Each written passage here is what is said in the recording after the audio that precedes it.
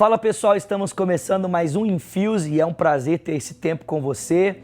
Todos os dias, 6 horas da tarde, no horário de Brasília, temos esse tempo de compartilharmos as verdades que Deus tem colocado no nosso coração aqui como igreja para edificar a sua vida, edificar o seu coração.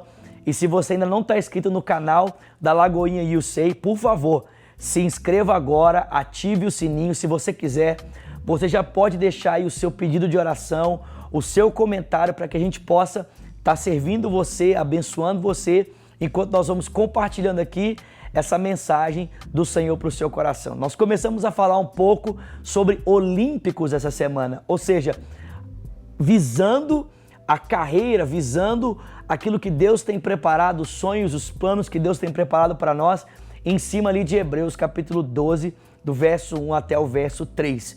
E aí você pode me perguntar, Vinícius, como é que eu faço para viver os sonhos que Deus tem para mim? Eu não quero ser uma pessoa que apenas vive dizendo para o outro, olha, eu tenho planos, Deus tem planos para mim, Deus tem sonhos para mim. Eu quero ser uma pessoa que vive os sonhos, vive os planos, não vive da expectativa, mas vive do cumprimento. Então, a primeira lição, a primeira atitude que nós precisamos ter está aqui nesses primeiros versos. O escritor diz, olha, nós estamos rodeados por uma tão grande nuvem de testemunhas, então deixemos o embaraço. Gente, para os hebreus, deixar o embaraço significava desistir do passado.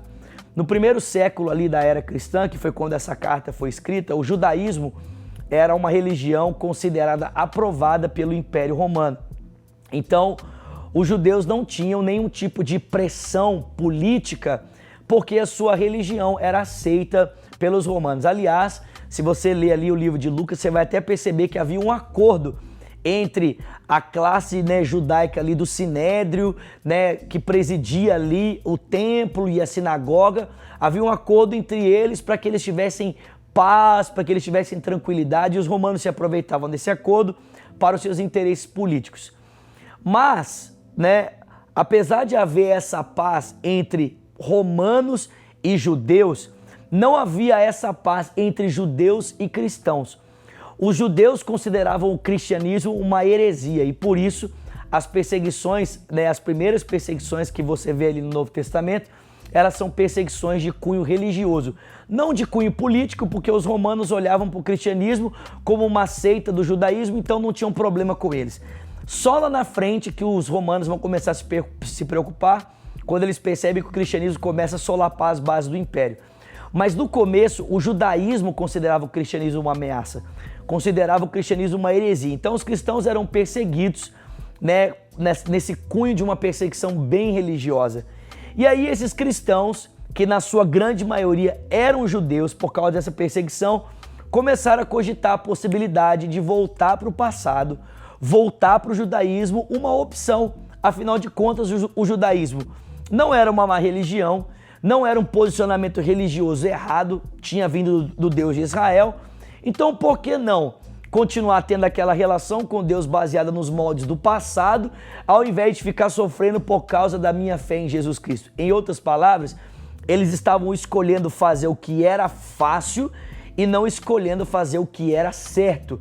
E aí o escritor dos Hebreus vai dizer para eles, olha gente, para de escolher o que é fácil. Mesmo porque não dá mais para você considerar aquele passado, uma vez que você agora abraçou a relação com Jesus. Jesus é superior a tudo isso. E não dá mais para você ter um relacionamento saudável com Deus se você não basear sua confiança em Jesus Cristo. Para de escolher aquilo que é fácil e comece a escolher aquilo que é certo. Sabe por que muitas vezes nós não vivemos os sonhos de Deus?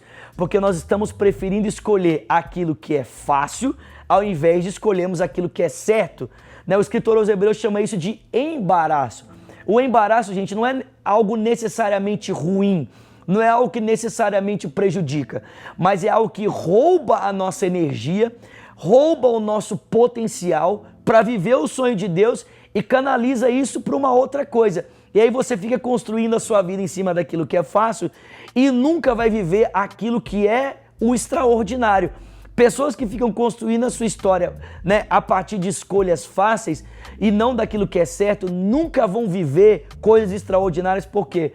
Porque quem se baseia no fácil nunca tem o extraordinário para a sua vida.